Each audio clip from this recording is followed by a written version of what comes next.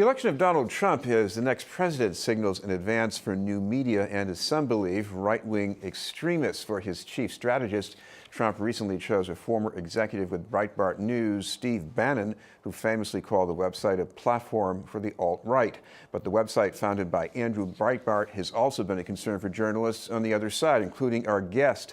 He's the editorial director for the Boston Institute for Nonprofit Journalism, or BINJ. 5 years ago, he squared off with Breitbart and lived to tell the tale in an ebook, I Killed Breitbart. We'd like to welcome Chris Faraone. Thank you very much for being with us, Chris. Thank you. You always keep it real.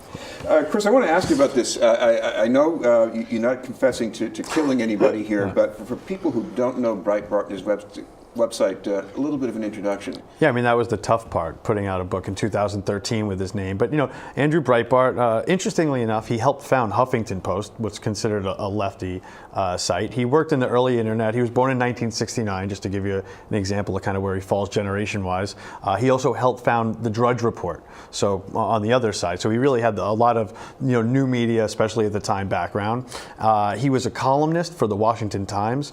His column called Big Hollywood, and he put out a book called Hollywood Interrupted. So, he's Los Angeles based, so, but also with this animosity toward Hollywood and such. So that was kind of the shtick, down with George Clooney and his liberal clan, that kind of stuff. So, really, when I wrote about Breitbart, when I encountered him, I happened to get in the last argument with Andrew Breitbart before he died.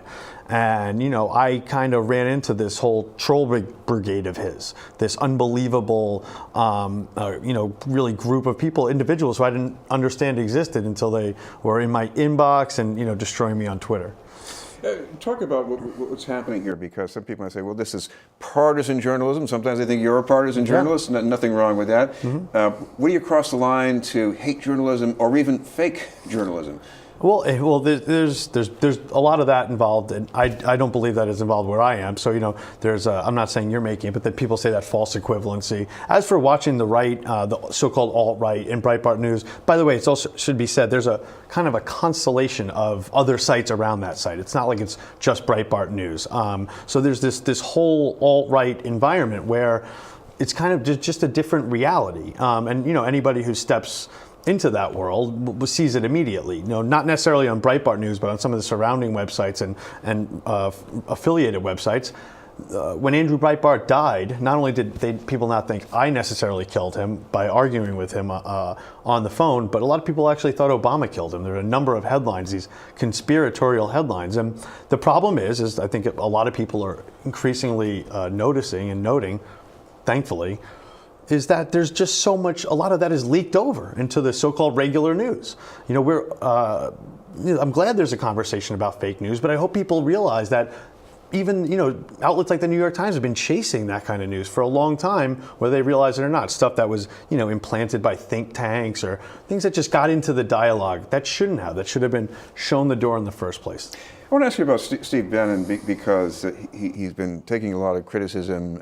Some people even call him white supremacist or racist, but he says, no, I'm not a white nationalist. I'm an American nationalist. I'm just somebody who maybe offers a platform for people who might be worse. But so what about that? Well, I mean, it's a clear lack of accountability. I mean, and really, what's going to keep him in line if he's in the White House? I think it's interesting. I remember observing some of these people at an event, in one case at the Republican National Convention in Tampa, and really a lot of the things out of their mouth. And I was actually sitting near Michelle Bachmann, kind of like this alternate reality. And the things that you're hearing from them, like you hope that this would never surface at the mainstream. Some of these far-right ideologies, whether they're related to privatization or related to religion. But now here they are, front and center. So I really, I'm not trying to, signal death here, but I really don't understand if that dialogue is now coming from a very high place. Whereas when I was covering it, it wasn't. It was kind of marginalized on the fringe.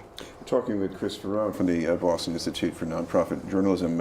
Going back to the earlier days when Andrew Breitbart was around, one of the things that made him famous was a video that he edited in a very questionable way. Because that's one of the tactics that we're getting into with new media. Yeah, so Andrew Breitbart and Breitbart.com were very much affiliated in between funding and distribution of videos made by James O'Keefe.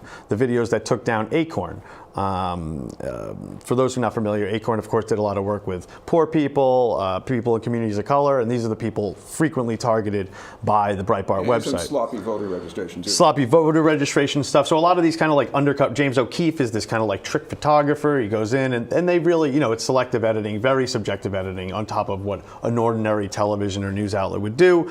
In that case, in the Acorn case, I think $100,000 in fines was paid from OKeefe back to some of the people who lost their jobs as a result because it was so fraudulent. And we could go along the lines. Shirley Sherrod was another one. Shirley Sherrod, African-American woman who worked for, I think it was the Agriculture Council in the Obama administration. In the Obama administration, who was forced out due to video of her allegedly saying bigoted remarks about white people at a conference, but it turned out they were edited. Nevertheless, damage done. And this is the kind of like scorched earth policy that Breitbart News has. And let's just look at it. Look at who was running that, and now where are they?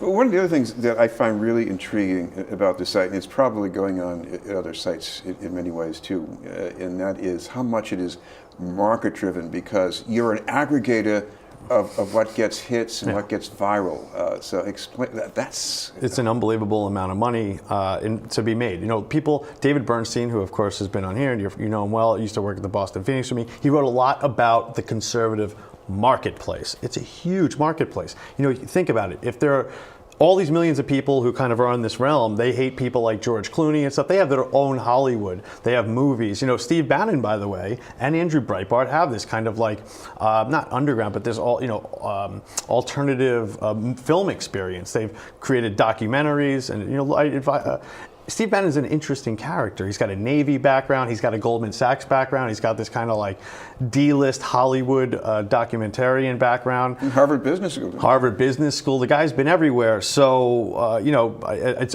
interesting, and I understand people writing him off as a white nationalist. That's certainly a reason to write somebody off. But let's face it, he's also coming from Goldman Sachs. That's not necessarily a positive thing to have in the White House. I certainly don't hear a lot of people, it was only a couple of years ago that the companies like that help crash the economy. So there's really a lot of things to be concerned about. He's going to be the chief strategist for Trump in the White House, and I guess his main mission will be to build a movement. Is that really fundamentally different from what we've had before under other presidents? I don't recall Obama having somebody building a not in so many words, of course, movement. Right. I mean, really, I don't, though. And I think, as a person who is admittedly on the left and partisan in that way, not toward any party, I certainly don't vote Democrat or Republican. I think it would have been great. I mean, when Dennis Kucinich was running for office years ago, he proposed having a Department of Peace. We don't really see those kind of. Unfortunately, that's considered a far left idea. We don't see that kind of stuff happening under an Obama administration. I don't believe we would have under a Hillary Clinton administration. But under Trump, the far right, our right-wing nut jobs, as they're often called on the internet, looks like they're getting everything they want. It's Christmas over there. One of the other things I see here is sometimes maybe a kind of karma, because mainstream media, for years, there have been some people who have crossed the line. Either they go on to work for people in power in Washington, or they come back the other way because media people want to have that influence. So isn't this cohabitation between Trump and Bannon pretty much the same thing, maybe driven to another level? Yeah, I mean, it's... So here's the thing, it's a different media. So as Trump acknowledges, and as he acknowledges with every tweet, he doesn't need the media in the same way that other presidents have. Certainly Obama realized this too, but we're really seeing it, and it's cliche to even say at this point, but Trump reaches his people directly.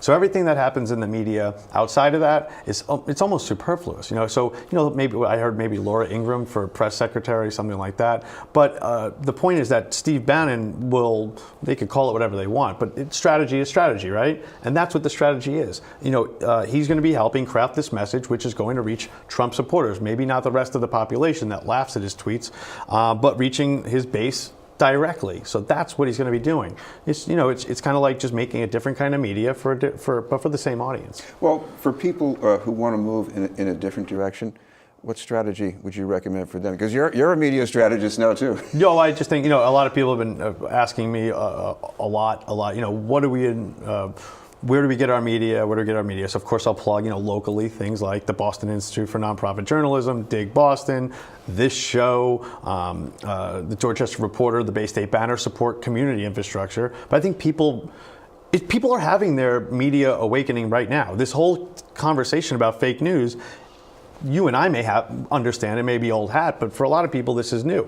So for those people, I encourage look out to the Media Consortium, TMC. You can find them online, and that's a network. Binge is a part of that, but at the very top of that, you have outfits like The Nation, The Independent, Mother Jones, and they're reliable. Of course, a lot of them lean progressive, but in this case, it's a fight back and forth, and they're saying the opposite in a lot of cases of what the Trump administration is saying. So if you're looking for kind of that combative, the rebuttals, that's where you're going to get it. And for some first-person history, of course, they can also read "I Killed Breitbart." So if they want to check that out, all free. It's all you can just Google it, look it up on my Facebook page or Twitter feed at Faraone, and I've been giving it away for free. I'm not looking to make money. I just want people to know. And you can get some eyeballs on Binge too. So bingeonline.org. BINJ. Thank you very much for being with us. Thank you. Chris Faraone. In a moment, a celebration of African fashion in Dudley Square.